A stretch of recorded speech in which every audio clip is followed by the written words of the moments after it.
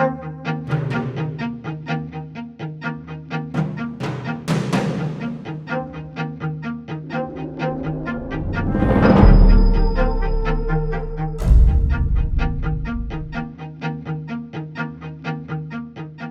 there, I'm Gideon Rose, the editor of Foreign Affairs, and welcome to another edition of Foreign Affairs Focus. Today we're talking about our new ebook, Iran and the Bomb, with one of the authors who's included in there, Gary Sick, who teaches Middle Eastern politics at Columbia University. And Gary has been making and writing about Iran policy since before there was an Islamic Republic. So he has some real perspective on the issue.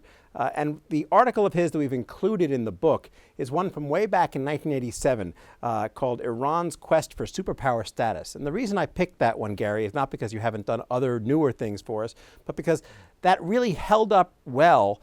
And it shows how much of Iranian behavior and how much of the issue of dealing with Iran, the challenges, are constant lo these many decades. So I guess my question to you is, how has the question of dealing with the challenges the Islamic Republic of Iran poses changed or not changed in all the time you've been working on the question?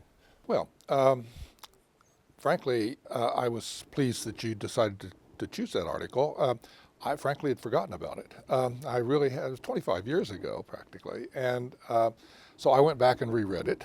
And I said, well, for the most part, you know, it actually does hold up. And basically because it was dealing with fundamental stuff, not just looking at the current situation in Iran, but actually thinking about the way things were moving. And that was the key thing that shows up in there is that Iran's foreign policy is driven by its domestic policy, which is just like us. I mean, basically, our Iran policy is driven by our domestic policy.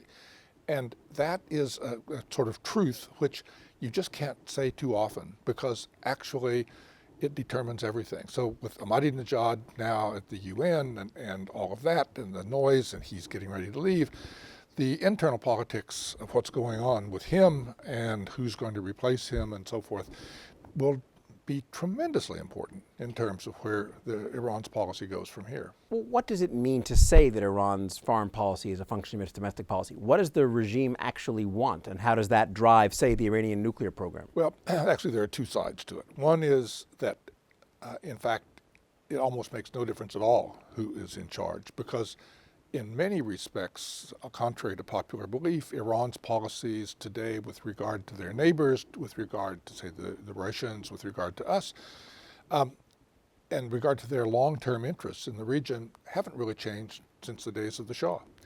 They continued this idea that Iran wants to be a superpower in the region. They do.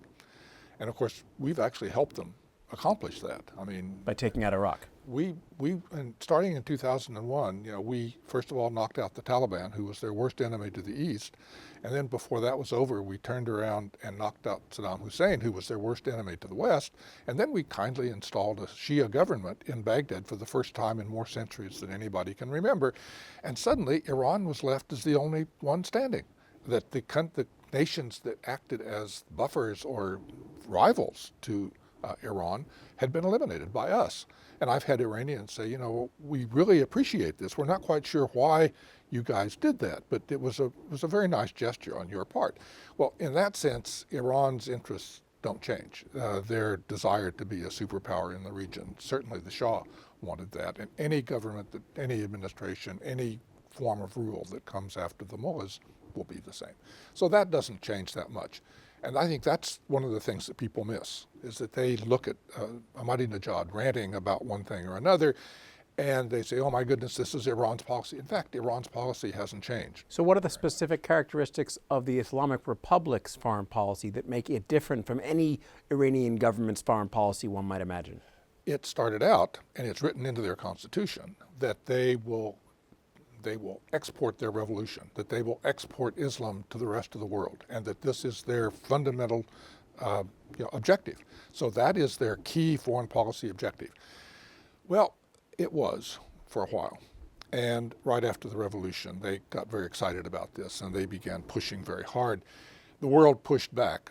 And when Saddam Hussein invaded, but really in many ways saved the Iranian Revolution. It was going through some bad times, but when they were attacked by an outsider, they all rallied around the flag, and the Islamic regime survived in a way that probably it wouldn't have otherwise. But that process of being attacked forced them to get very practical about what their real interests are. And they discovered that promoting and exporting Islam was way down in terms of their priority list, and that has remained true ever since. So did they shift to a sort of Islamism in one country kind of Absolutely.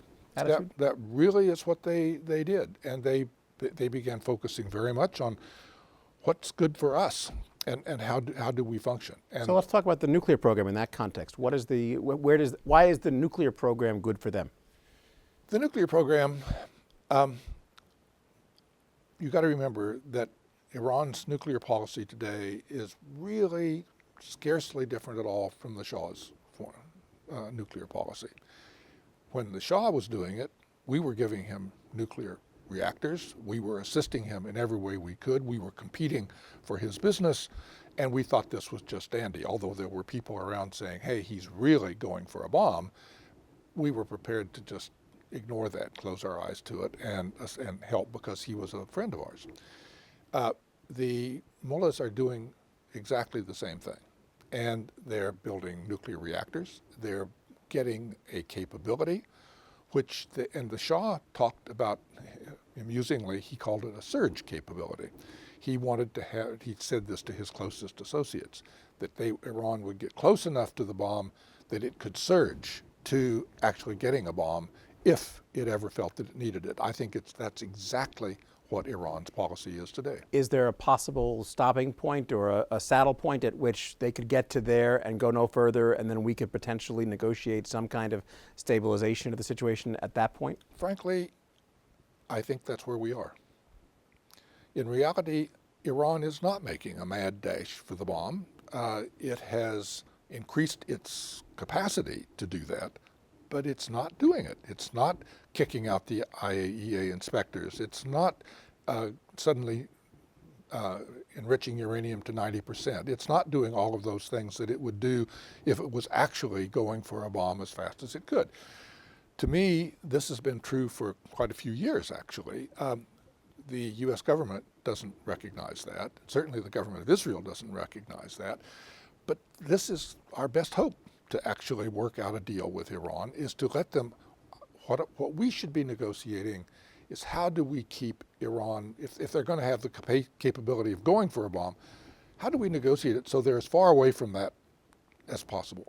So what we should be thinking about, we're never going to turn the clock back. We're never going to make them go back to zero capability. They're not going to forget how to enrich uranium.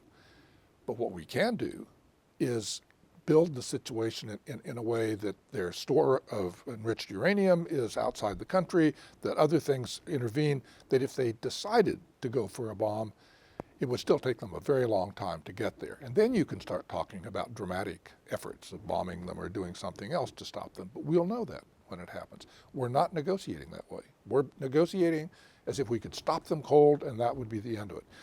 It sounds good on paper, but in fact, it's not a realistic possibility. That was Gary Sick on Iran and the Bomb. You can read him and a dozen other experts and more in our new ebook, Iran and the Bomb. Look forward to seeing you in another edition of Foreign Affairs Focus.